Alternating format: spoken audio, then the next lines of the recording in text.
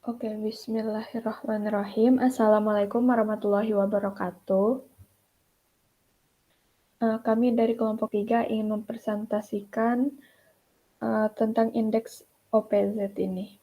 Nah, di sini kami anggotanya ada 3 orang, saya sendiri Andaris, lalu Hani Ismaliah, dan Fadila Alianwa. Nah, baik.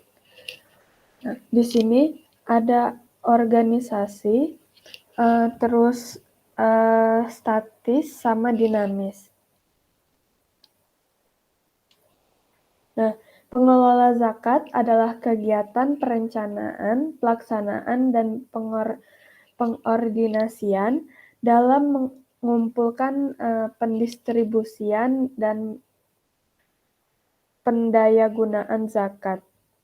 Nah, ini sendiri adalah definisi OPZ Undang-Undang Nomor 23 Tahun 2011 Pasal 1. Lalu, tema akuntabilitas dan transparansi menjadi ikon dari isu Good Government, Haley dan Pelapus 2011. Nah, terus ada juga untuk pentingnya Andaris, akuntabilitas. Ya. slide-nya belum keganti. Oh iya, astagfirullahaladzim, maaf. Oke, baik. Di sini juga saya ulangin lagi. Di sini untuk tema akuntabilitas dan transparansi menjadi ikon. Nah, di sini ada dikatakan oleh Haley dan Pelapu 2001. Nah, pentingnya akuntabilitas dan transparansi juga mendorong organisasi internasional seperti IMF dan World Bank. Dia itu fungsinya mendampingkan kebijakan implementasi IFRS sejak tahun 2005. Nah, untuk International Financialnya Service Board ini atau IFSB itu pada tahun 2007 bulan Desember dia menerbitkan Disclosure to Promote Transparency atau Secretary 2018. Nah, ini pada tahun 2018 ini AAOIVA mengeluarkan Expose Draft Government Standard nomor 10. Dia mengenai syariah. Nah, lalu ada juga teori transparansi.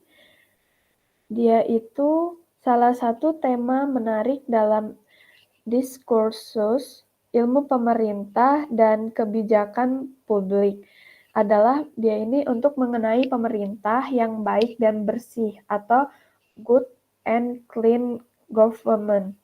Nah, di sini kita bisa melihat ada yuridis, sosiologis, dan filosofis. Nah, pemerintah merupakan tema yang dia ini membuat tema yang sangat urgent, tidak hanya pada tataran diskusinya dan konseptualnya, namun kalau dilihat pandangannya diimplementasikan dan diwujudkan dalam kehidupan berbangsa dan bernegara. Untuk secara mudahnya ini berarti keterbukaan dalam proses perencanaan, penyusunan untuk keterbukaan prinsip membuka diri terhadap hak masyarakat untuk memperoleh akses informasi yang benar, jujur, dan tidak diskriminatif tentang penyelenggaraan organisasi dan untuk perlindungan hak atas pribadi, golongan, dan rahasia negara. Nah, selanjutnya itu ada teori akuntabilitas transparansi dalam persepsi Islam. Nah, tema yang menarik ini dia itu ilmu pemerintah dan kebijakan publiknya.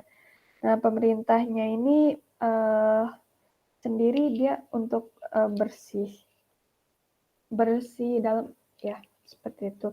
Namun ada juga tidak dijelaskan secara eksplisit atau secara terperinci tentang implementasi transparansi pada pemerintahan, namun Al-Quran menjelaskan bagaimana pemerintah seharusnya dijalankan dalam menciptakan transparansi. Nah, sebenarnya konsep ini tidak hanya diimplementasikan, dia itu pemerintah saja, melainkan seharusnya setiap organisasi, nilai, lalu ini semua berkaitan.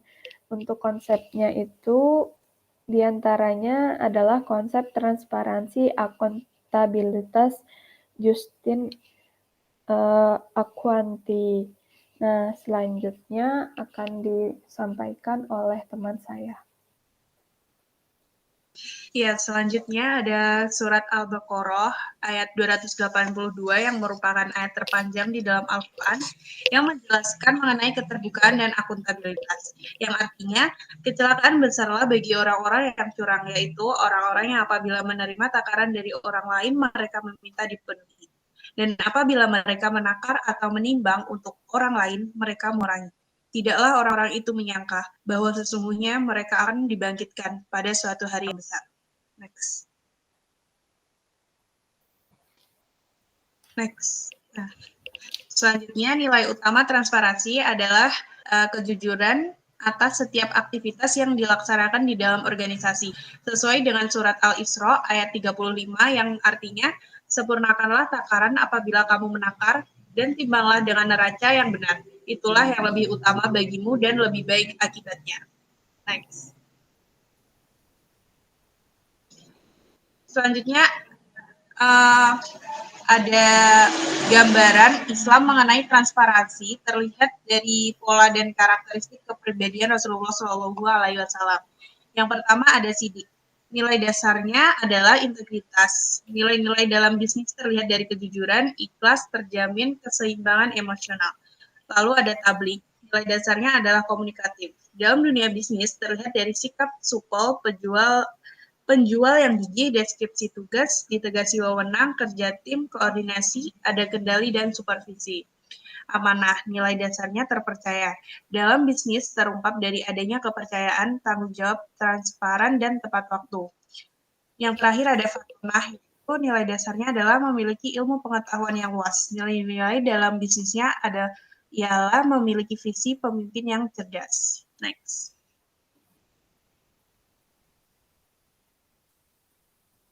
Selanjutnya ada dimensi transparansi manajemen. Indeks transparansi manajemen merujuk pada Undang-Undang Nomor 14 Tahun 2008 tentang keterbukaan informasi publik, di mana dalam undang-undang ini dijelaskan bahwa informasi publik bersifat terbuka dan dapat diakses oleh setiap pengguna informasi. Next. Oke, lalu ada dimensi transparansi program. Transparansi program merupakan bagian penting dari indeks transparansi lembaga zakat karena menggambarkan kinerja penghimpunan dan penyaluran real sebuah lembaga zakat.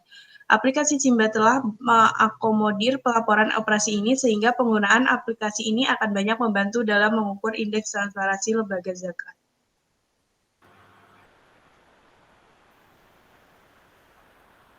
Baik, untuk selanjutnya dari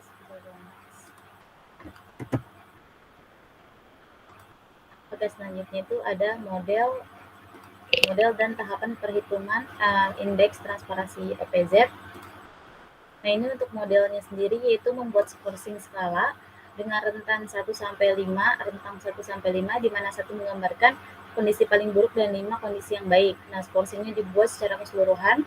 Variabel penyusun indeks transparansi, detail skornya pada variabel ada di lampiran. Dan untuk menghitung indeks setiap variabel, formula perhitungan indeks pada setiap variabel ada sebagai berikut. Nah, ini ada rumus indeks transparansi keuangan yang digunakan oleh OPZ Basnas. Nah, mungkin bisa dilihat ini rumusnya, rumus indeks transparansinya. Dan baik, bisa next, Andaris.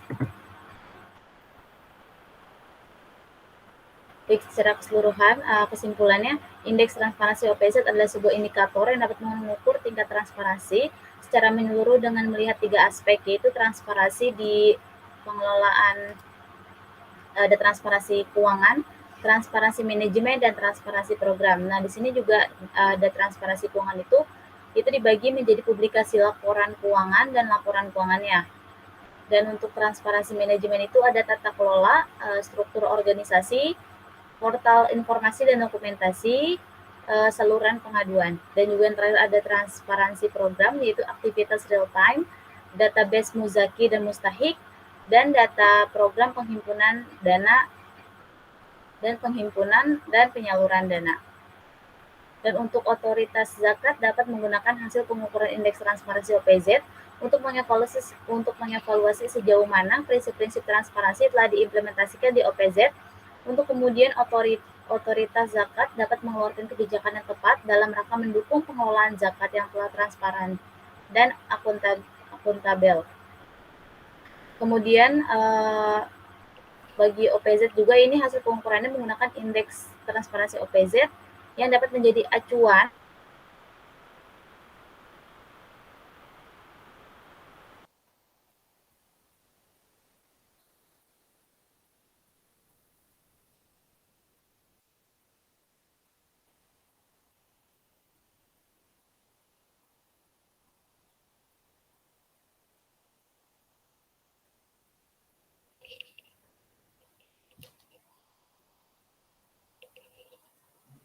Tadi masih kemut.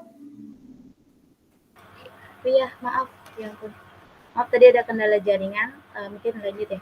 Untuk secara kesimpulan seperti itu, dan saya juga ingin menambahkan sedikit yaitu tujuan dari indeks transparansi OPZ Basnas ini untuk apa sih? Yaitu untuk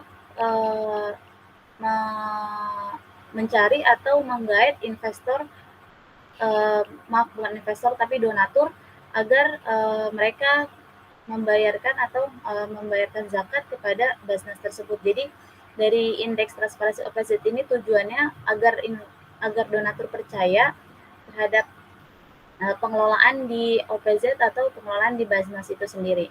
Mungkin sekian dari kelompok kami. Wassalamualaikum warahmatullahi wabarakatuh.